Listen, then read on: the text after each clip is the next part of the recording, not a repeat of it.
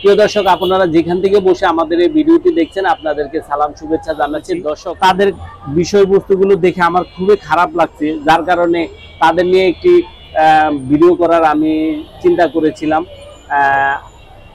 সেই জন্য তাদের সাথে আমি একটু কথা বলি। যে আপা কেমন আছেন? ভালো আছি। একটু জোরে বলেন। ভালো আছি। আচ্ছা, আপনি দেশের বাড়ি কোথায়? নেত্রকোনা ডিস্ট্রিক্ট, থানা মদন, গ্রাম গোবিন্দশ্রী। আচ্ছা, আপনি এখানে কার সাথে আসছেন? আমার বোনের সাথে, বড় বোনের সাথে। যে বড় বোনের সাথে আছি।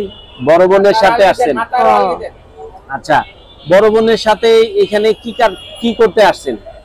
এই সাহায্য সহযোগিতা মাত্র হয়েছি। আমার মা মারা গেছে, বাপু মারা গেছে, মা মারা গেছে, 2.5 মাস চলছে। আচ্ছা, আপনি এমনি আপনার নামটা কি? জলি। জলি না? আচ্ছা, ছোটকাল থেকে কি আপনি এরকম প্রতিবন্ধী? জি, জন্ম থেকে। জন্ম থেকে? মার গর্ভে থেকে। আচ্ছা, তো কার কাছে থাকতেন? আগে আমার আম্মার কাছে ছিলাম। হ্যাঁ। বায়েনের আন্ডারে ছিলাম। হ্যাঁ। এখন নিজের চেষ্টা নিজে করতেছি। আম্মা মারা গেছে, বইনের দ্বারা আইছি, সাহায্য মাগি। আচ্ছা, আপনার আম্মা মারা গেছে কতদিন হলো? এই তো রানিং 2.5 মাস অথবা 3 মাস চলতেছে। 3 মাস হয়েছে মারা গেছেন না? তো ওই সময় কি মার কাছে থাকতেন? জি, আমার একটা ভাইও অন্ধ। আচ্ছা, তাহলে এই ঢাকাতে আসছেন কবে? ঢাকা আছি 1 মাস চলতেছে। 1 মাস হলো? কেন আসেন? আগে তো মার কাছে থাকতেন, এখন দেশে থাকতে পারবেন নাই? দেশে থাকতে পারবো না, চলার কোনো সামর্থ্য নাই, এই জন্য আইছি। মানে চলার খুবই কষ্ট? কষ্ট। আচ্ছা, তাহলে আগে কিভাবে চলতেন দেশে? আগে মার আন্ডারও থাকতাম, মা দায়িত্ব নিছে। হ্যাঁ। মা সাহায্য হচ্ছে করে। এখন মা না গিয়ে এখন ইনজেকশন করবো খেলা। একটু জোরে জোরে বললেন। এখন মানে সাহায্য মাগি। মা নাই, তাহলে আপনার ওখানে কি কেউ রাখার মতো লোক নাই? রাখার মতো লোক কে থাকবো ভাই? নিজের চেষ্টা নিজে করে খাওয়ান লাগতো না।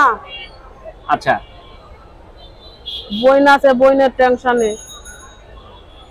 আচ্ছা, ওখানে আপনি মার কাছে থাকতেন? মা মারা গেছে কতদিন হলো? এত 3 মাস চলতেছে। 3 মাস চলতো?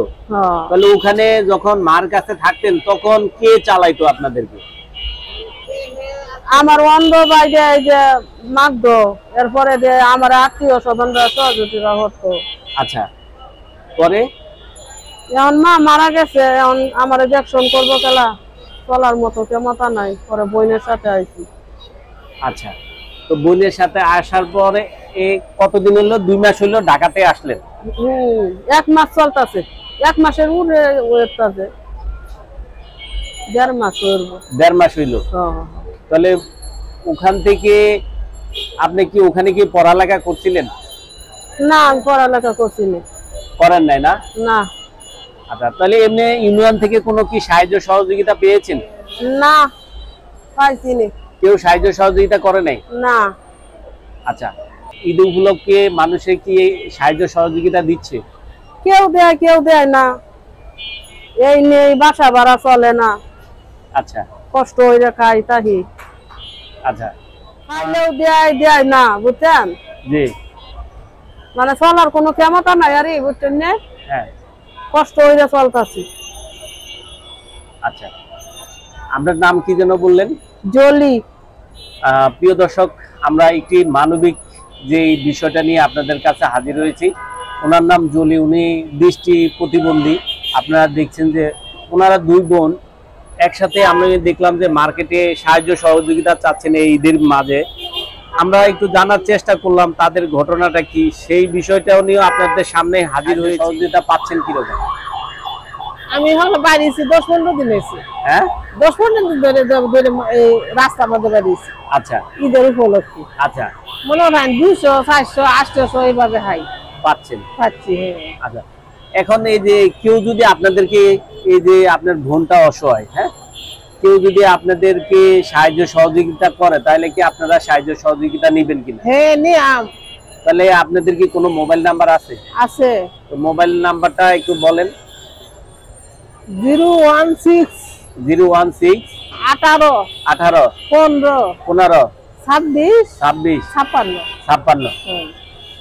প্রিয় দর্শক, আমরা এই অসহায় মানুষগুলোর সাথে আপনাদের সাথেও কথা বলার চেষ্টা করেছি। আপনারা দেখলেন যে একজন প্রতিবন্ধী বোন তার মায়ের কাছে থাকতো দেশে, সে মার কাছে, মা আজকে 6 মাস হয়ে গেল মারা গেছেন। এই বোনটি কার কাছে থাকবেন? যার কারণে তার এই বড় বোনটি তাকে বাড়ি থেকে নিয়ে আসছে, নিয়ে এসে এই ঈদের টাইমে মার্কেটে সাহায্য সহযোগিতা করলেন। আমি দেখার পরে একটু ভিডিও করার চেষ্টা করলাম এবং আপনাদের মুখোমুখি করার চেষ্টা করলাম যে আপনারা যদি কেউ সাহায্য সহযোগিতা করেন, যে মোবাইল নাম্বারটা দিয়েছে সেই মোবাইল নাম্বারে যদি আপনারা কেউ সাহায্য সহযোগিতা করেন, তো এই অসহায় বোনটিকে নিয়ে তাই সে একটু মোটামুটি ভালো থাকতে পারবে। এই আশায় আপনাদের কাছে আমি আপনাদের সামনে নিয়ে আসছি। আপনারা ভালো থাকবেন, সুস্থ থাকবেন। আল্লাহ হাফেজ। আসসালামু আলাইকুম।